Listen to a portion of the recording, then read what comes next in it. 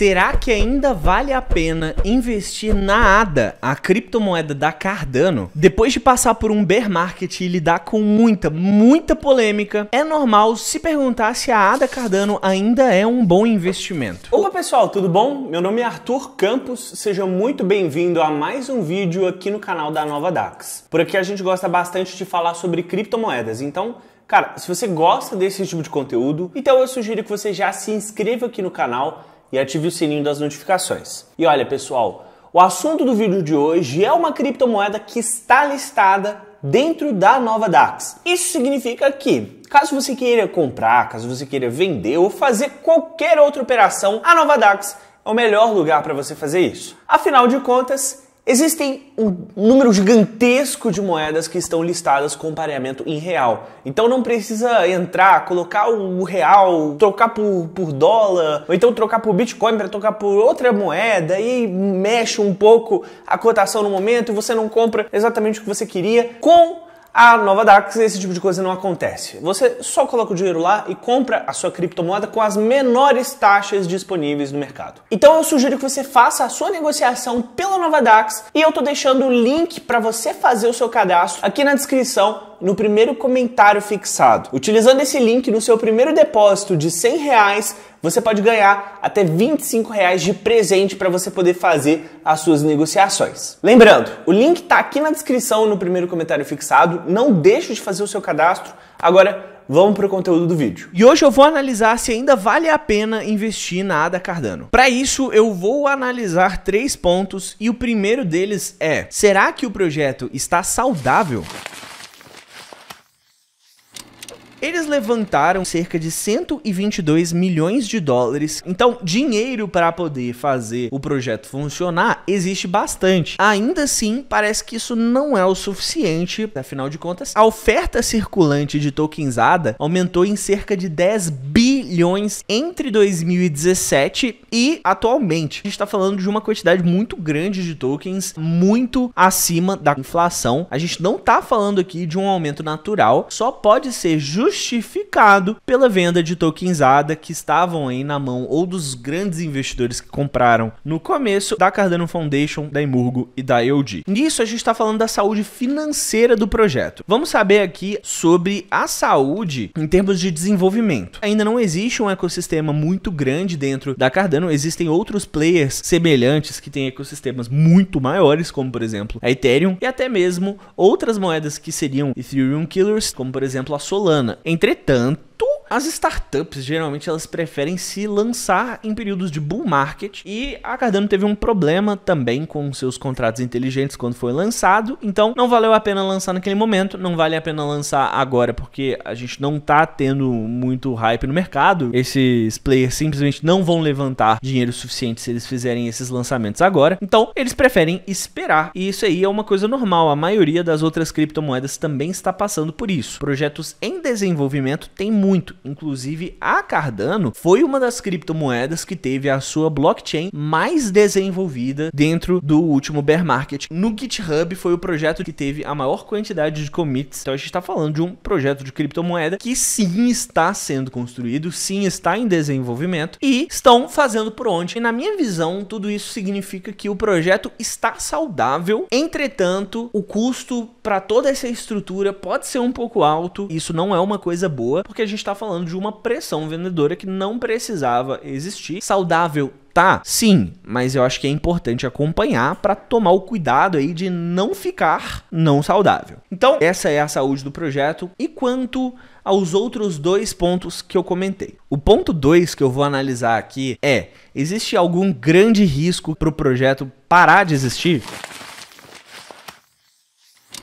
Sim, existe, e esse risco, sem dúvidas, é o risco regulatório. E o SEC, que é a Secretaria de Valores Mobiliários lá nos Estados Unidos, já demonstrou insatisfação com a governança da Cardano, dizendo que ela é centralizada demais e que a ADA, junto com vários outros tokens, deveria ser considerada um valor mobiliário irregular. Cara, isso não é mentira, a governança realmente é muito centralizada. A gente tem 3 empresas que cuidam do processo, existe um roadmap pré pré-definido e uma equipe inteira trabalhando para desenvolver o projeto da maneira que a diretoria planeja. Então, por favor, pessoas que gostam muito da Cardano, não fiquem bravos comigo. Simplesmente a governança é centralizada. Felizmente, a gente está na fase Voltaire do roadmap da Cardano, que significa todo um planejamento para descentralizar a governança do projeto. Vão adicionar uma governança on-chain, que vai adicionar mais utilidade ao token ADA. Os stakeholders vão decidir o futuro da Cardano. Na minha visão, isso pode sim resolver esse problema aí de governança centralizada. Agora, existe um outro problema também que o Gary Gensler, o diretor do SEC, já demonstrou também que ele tem problema com o sistema de consenso de Proof of Stake no geral. Quando o Ethereum passou a ser uma criptomoeda de Proof of Stake, ele no mesmo dia disse que acredita que a Ethereum passou a ser um valor imobiliário irregular. Isso é muito doido, porque significa também que todas as outras criptomoedas de Proof of Stake, na visão deles, têm este exato problema. São valores imobiliários irregulares. Só que a Cardano tem um ponto muito interessante, que se o problema do Proof of Stake é ser centralizado demais, a Cardano tem um sistema de Proof of Stake delegado chamado Ouroboros, que é simplesmente o modelo de consenso mais descentralizado de todo o mercado de criptomoedas, com mais de 3.000 validadores. Não existe coisa igual no resto do mercado inteiro. Ah, Arthur, mas Ethereum e Bitcoin são mais. Não, Ethereum atualmente é um dos consensos mais centralizados que existem e o Bitcoin sempre foi centralizado. Existe muita narrativa dizendo que não é assim que funciona, mas são menos de 10 pools que dominam a maioria esmagadora do poder de hash do Bitcoin. Então a gente está falando de um modelo de consenso muito mais centralizado do que a Cardano. Nesse ponto, isso aqui não é válido de crítica do Gary Gensler, seria só a governança. Essa situação regulatória tá apertando para todas as criptomoedas, inclusive para Cardano, mas eles estão com todas as cartas na mão para poder sair fora dessa situação, desse aperto. Agora, para a gente poder decidir aqui, para a gente poder bater o martelo se a Cardano é um projeto que vale a pena investir ou não, será que ela será verdadeiramente relevante no próximo bull market? Cara, na minha mentoria, o método CAD, a gente fala toda hora sobre isso, inclusive a gente tem um módulo inteiro só pra falar sobre narrativa. Cara, narrativa é uma das coisas que direciona o mercado. Quem domina a narrativa ganha dinheiro de verdade. Se você investe em uma criptomoeda que obedece à narrativa que está vigente no momento, muito provavelmente mesmo você vai ganhar dinheiro. E na minha visão, a Cardano tá numa situação interessante, porque a narrativa de necessidade por escalabilidade diminuiu. Eu não vou explicar aqui a escalabilidade, porque ela é uma coisa um pouquinho complicada, mas resumindo bastante a situação, escalabilidade é a capacidade de uma criptomoeda de aguentar todo mundo usando ela ao mesmo tempo. A Ethereum era uma criptomoeda que não tinha esse poder aí para poder fazer essa escalabilidade, mas duas coisas.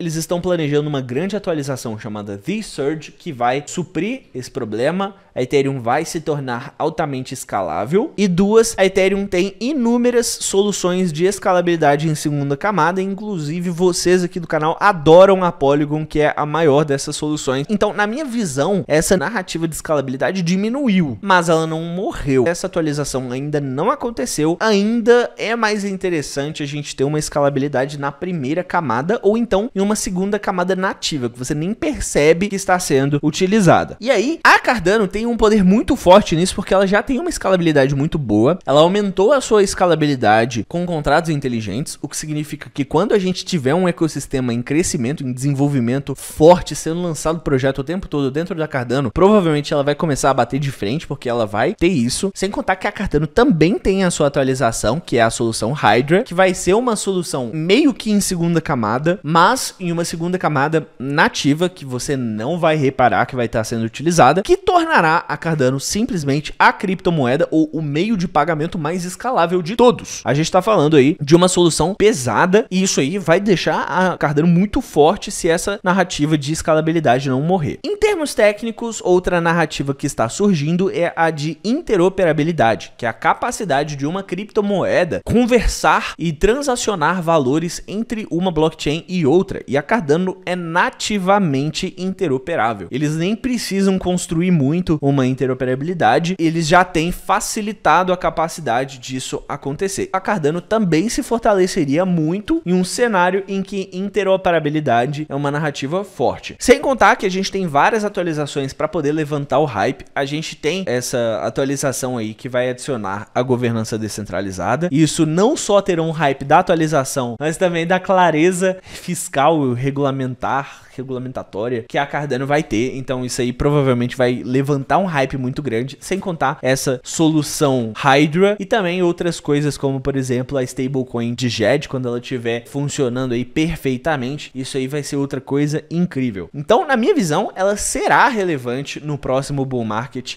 sim. E além disso, ela vai continuar relevante. Não consigo imaginar outro cenário que não ela subindo bastante e os investidores ganhando muito dinheiro. Óbvio, a Cardano é uma das maiores criptomoedas do mundo. Isso significa que ela não tem espaço para se valorizar muito.